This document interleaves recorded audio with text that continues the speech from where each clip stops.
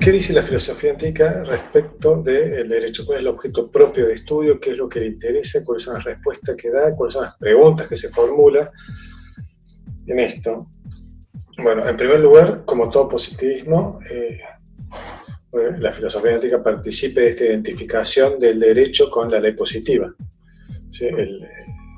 Lo jurídico, el derecho, se reduce a la ley positiva. Y si a la filosofía analítica lo que le interesaba era dilucidar los problemas filosóficos a través de la clarificación del uso del lenguaje, en el caso del derecho esto tiene un doble valor, porque casualmente el derecho como objeto de estudio se expresa en lenguaje. Entonces, con mucha más razón, la analítica va a insistir en analizar los problemas jurídicos como problemas del lenguaje.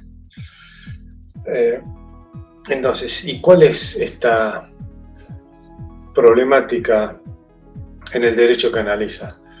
Primero, el uso propiamente de los términos. ¿Cuáles son las dificultades que se presentan aquí que tiene que esclarecer, o cuáles son aquellos temas que la filosofía analítica del derecho tiene que ocuparse? Bueno, primero los problemas propios en el uso del lenguaje, en los términos. Lo que ustedes posiblemente ya hayan conocido, ya han escuchado. La vaguedad y la ambigüedad de los términos.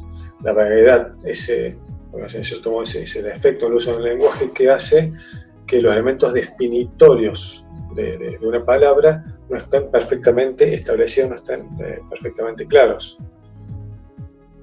En esto hay muchos ejemplos.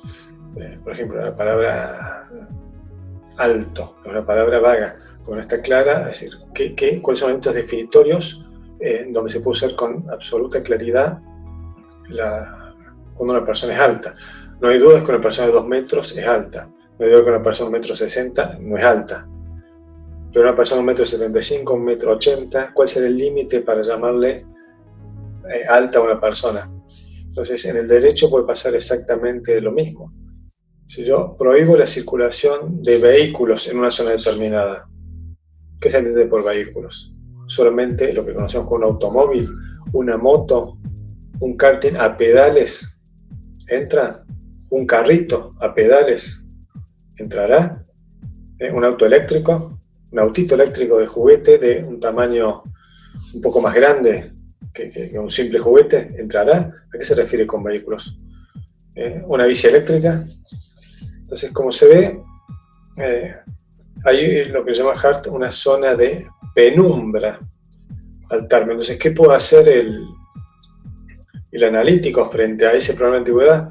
Clarificar cuáles son las zonas de claridad y delimitar la zona de penumbra de ese término. Entonces, no hay duda que un automóvil es un vehículo.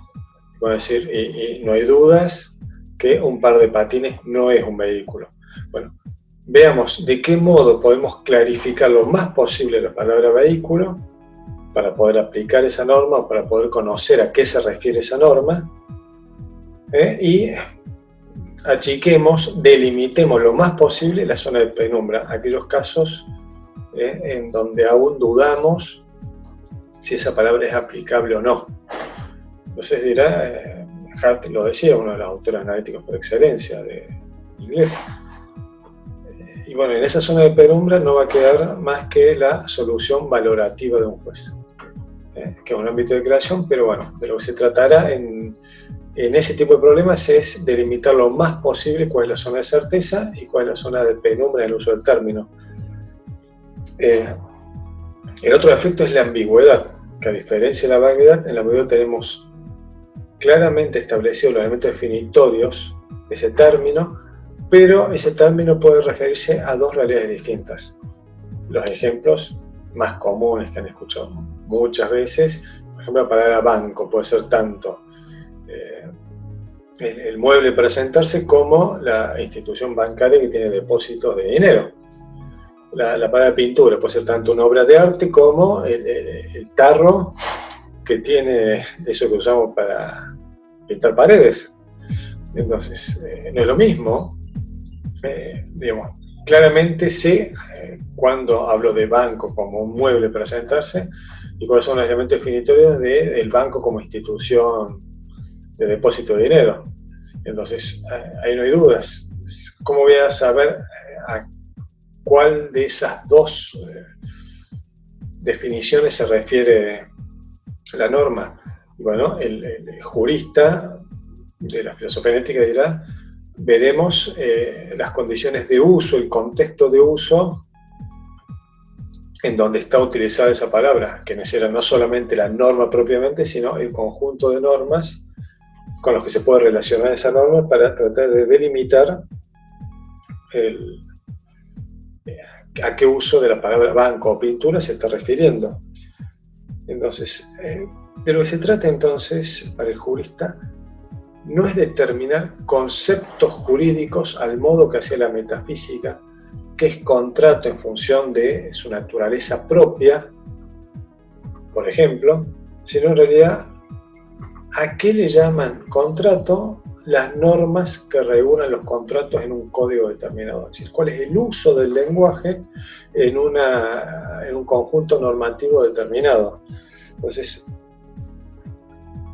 obviamente que esto cambia mucho la perspectiva y delimita mucho más las posibilidades o cuál es el objeto propio de la ciencia del derecho bajo esta escuela. No se trata de determinar qué es un contrato, sino en este ordenamiento a qué se le llama contrato, cuáles son las condiciones de uso del término contrato en un ordenamiento jurídico determinado a través de el uso normativo que se le está dando.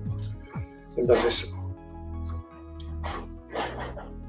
el ámbito siguiente de problemas que analiza la filosofía ética es de los sistemas jurídicos. Así como hay problemas propios de los términos, hay problemas o temas que tienen que ver con los sistemas jurídicos. Entonces, ahí verán los analíticos cómo se conforma un sistema jurídico, cuáles son los elementos que tiene, siempre a nivel lingüístico, ¿no?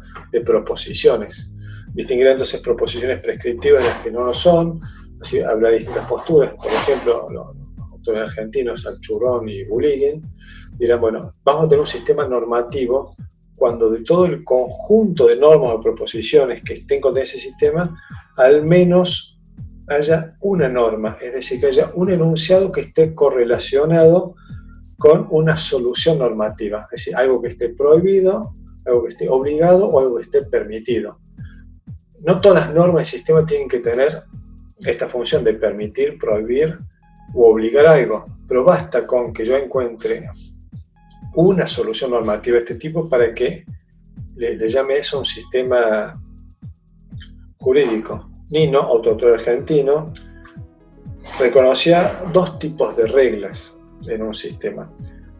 Las reglas primarias, que son las que propiamente prescriben conductas, es decir, prohíben conductas, obligan conductas o permiten conductas, de aquellas reglas secundarias que le llaman, que también pueden cumplir distintas funciones y que no son prescripciones de conducta propiamente.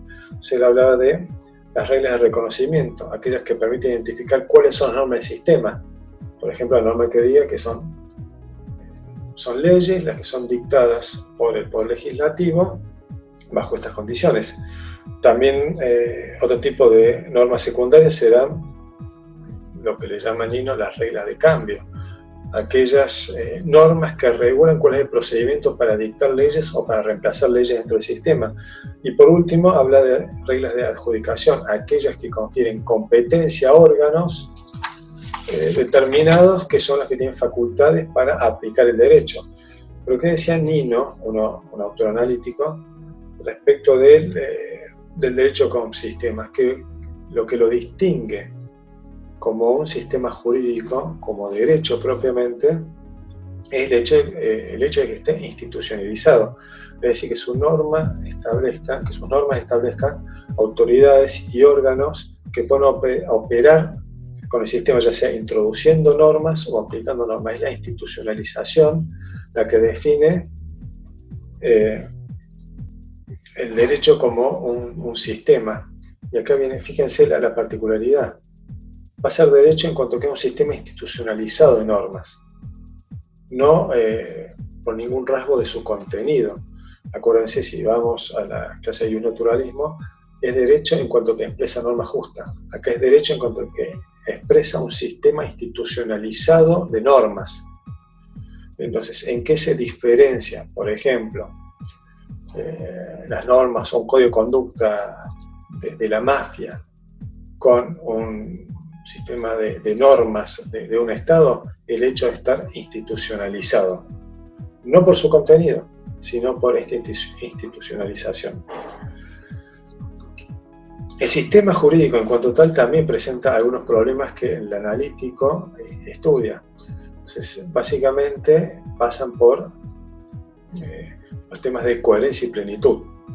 ¿Qué es la plenitud del sistema? Que el sistema pueda resolver todas las conductas posibles en una sociedad determinada. Es decir, que la solución normativa para toda conducta esté dentro del sistema. El problema que presenta, que afecta a la plenitud del ordenamiento, es el de las lagunas. La normativa, es decir, la falta de previsión normativa a alguna conducta que requiere solución, una solución normativa.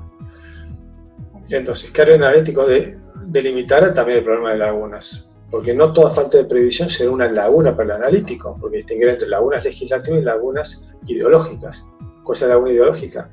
Esa falta de previsión que en realidad sería deseable prever, pero no por no estar prevista no tiene una solución en el ordenamiento, por simplemente estar permitida.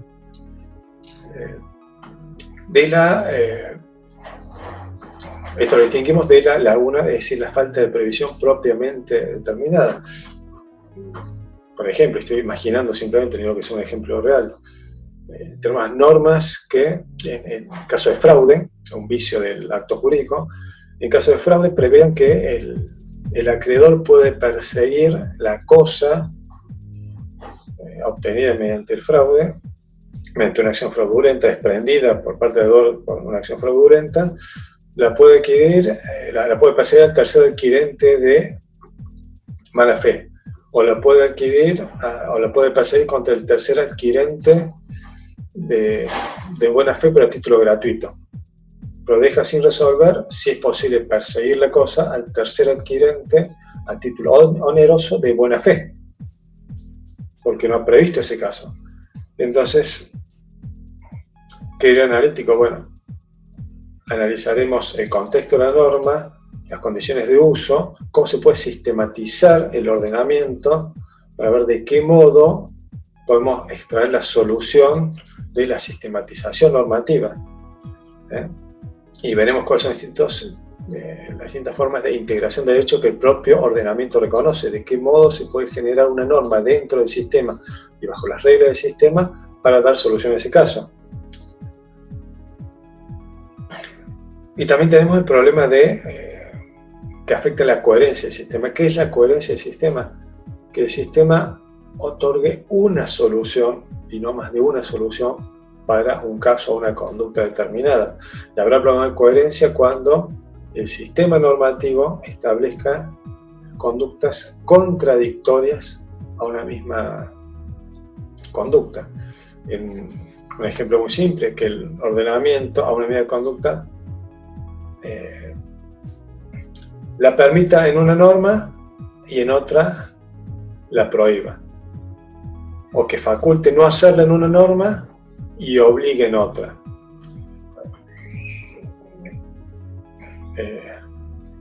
Esto, a ver, por supuesto que el legislador no hace esto adrede, pero sí en el hecho de legislar y habiendo cientos, miles de leyes vigentes, puede no tener en cuenta al hacer una previsión normativa que existe otra ley que también se ocupa de ese caso, que puede llegar a considerarse aplicable para el mismo caso, que tiene una solución distinta. Entonces, habrá un problema de coherencia, una incoherencia normativa, se dice, cuando se da un problema de antinomia, cuando existen soluciones contradictorias dentro del ordenamiento para un caso en particular. Entonces, para esto también la filosofía analítica propondrá reglas de solución. Entonces, habrá que distinguir si es una norma general, es una norma especial, es una norma posterior, una norma anterior, y con eso podremos establecer,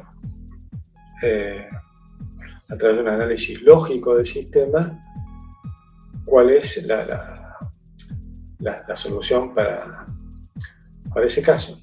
Entonces, en definitiva, bueno, no tratamos acá de analizar las soluciones propias de las antinomias o de la falta de plenitud de la laguna de derecho, sino expresar cuál es la temática que trata la filosofía analítica.